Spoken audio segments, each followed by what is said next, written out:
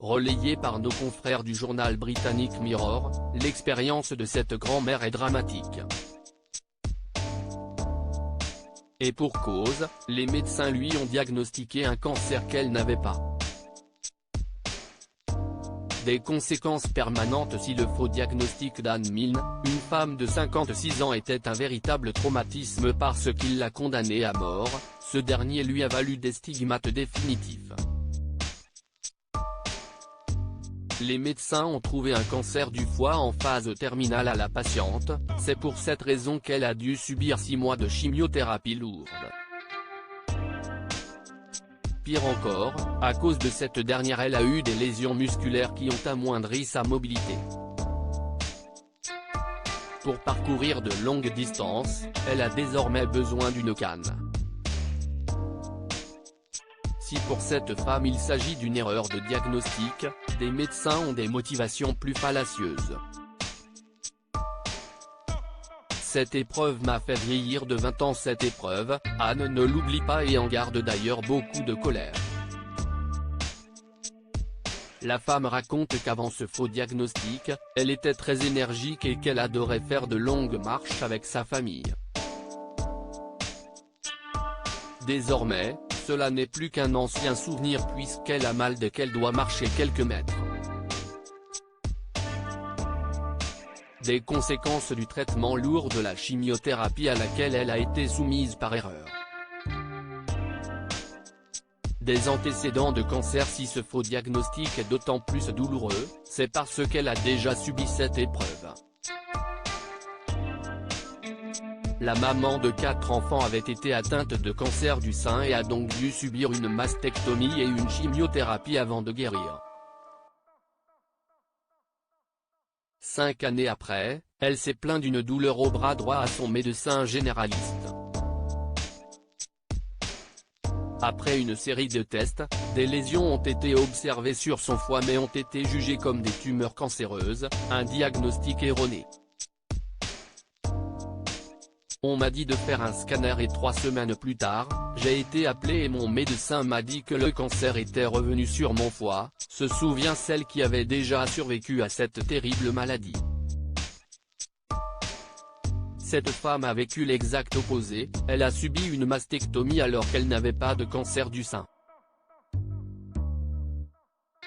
Une volonté de survivre. Anne se souvient de ce rendez-vous fatidique. Les mots du médecin m'ont frappé comme une tonne de briques, les minutes suivantes étaient floues, j'avais l'impression que j'étais dans ma propre bulle, se rappelle-t-elle. La femme explique qu'après cela, elle a réalisé qu'elle pouvait ne pas voir ses petits-enfants grandir et se marier. Les médecins ont informé son époux qu'il ne pouvait rien faire pour empêcher le cancer du foie de la tuer. Pour survivre, la grand-mère a consenti à subir une chimiothérapie pour continuer de vivre. Elle allait vivre un véritable calvaire. La descente aux enfers. Après avoir accepté cette chimiothérapie lourde de 6 mois, Anne a subi de très importants effets secondaires. Elle a perdu ses cheveux, vomissait constamment et était très fatiguée. J'ai vieilli de 20 ans, se souvient-elle. Son visage s'est tellement affaissé que ses enfants croyaient qu'elle avait subi un accident vasculaire cérébral. Persuadée qu'elle allait mourir, la femme a même créé un livre de souvenirs pour ses enfants et prévoyait ses funérailles. Un an plus tard, les médecins découvrent que ce traitement lourd n'a pas changé son état. Des lésions inoffensives. Ce qu'Anne a pensé être une bonne nouvelle s'est révélé être un véritable cauchemar pour elle. Et pour cause, son médecin lui a révélé qu'elle n'avait jamais eu le cancer du foie. Elle témoigne, quand le médecin m'a dit que j'étais indemne de cancer, je me suis sentie si heureuse. Mais ensuite, elle a annoncé que les tumeurs qu'ils avaient trouvées n'étaient que des lésions inoffensives et non cancéreuses. Mon bonheur a été remplacé par de la colère.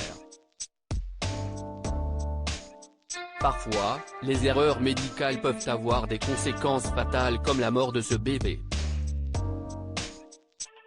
Comment surmonter un traumatisme? Anne a dû vivre un véritable traumatisme car elle s'est sentie trompée par les médecins qui lui ont fait vivre un traitement lourd aux conséquences définitives alors qu'elle n'était pas malade. Jacques Lecomte, docteur en psychologie, parle des valeurs qui amènent à se relever d'une épreuve traumatisante. J'ai repéré 3 valeurs fondamentales, la bienveillance, l'empathie et l'amour des proches ou d'une personne extérieure, indique le spécialiste.